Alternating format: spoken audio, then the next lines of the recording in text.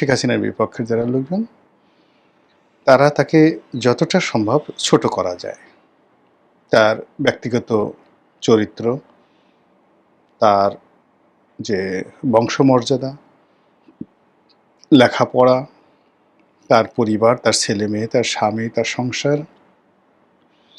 সবকিছুর মধ্যেই তারা বড় বড় কলঙ্ক খুঁজে বেড়ায়। আপনাদের মনে আছে যে আওয়ামী লীগের সভানেত্রী তার বিরুদ্ধে একেবারে বলতে গেলে রাষ্ট্রীয় প্রণোদনা দিয়ে একটা বই বের হয়েছিল, আমার ফাঁসি চাই, মতিউর রহমান রেন্টু।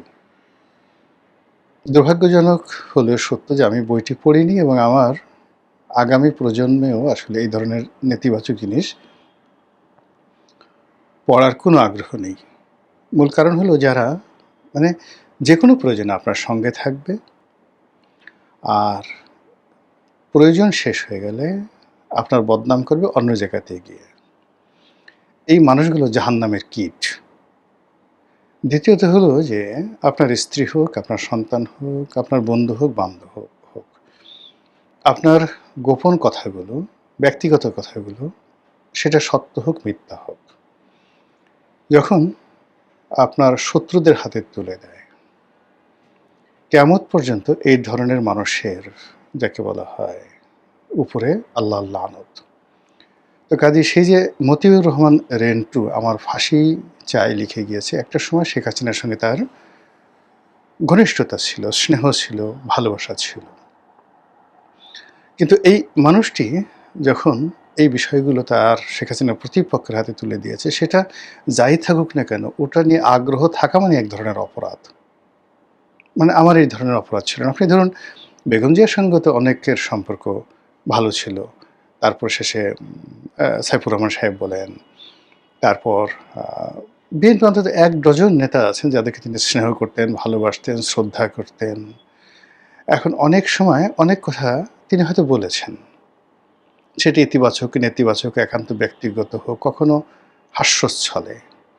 এখন সেই কথাগুলো যদি সেই লোকগুলো আওয়ামী লীগের হাতে তুলে দেয়, কোনো অবস্থাতেই সেই লোকগুলো ভালো মানুষ নয়। এটা হলো স্বাভাবিক। তো এরকম শেখ হাসিনাকে নিয়ে তার প্রতিপক্ষের যে চিন্তা চেতনা, তার ঠিক রিভার্স চিন্তা চেতনা হলো আওয়ামী লীগের বেশিরভাগ নেতাকর্মী। কিছু মানুষ আছে তাকে অন্ধের মতো ভালোবাসেন আওয়ামী লীগের। কিছু মানুষ আছে অভিমান করেন যে আমাকে কেন অমুকের চাইতে বেশি ভালোবাসে না, বা আমাকে কেন অমুকের চাইতে শেখ হাসিনা কম ভালোবাসেন।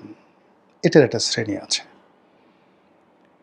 কিছু মানুষ আছে তার দ্বারা সরাসরি উপকার পেয়েছেন, তারা ওই ১ বার ২ বার ৩ বার উপকার পেয়েছেন, তার প্রতি কৃতজ্ঞ। কিছু মানুষ আছে যাদের তাকদীর, জীবন শেখ হাসিনা জীবনের সঙ্গে মিলে গেছে।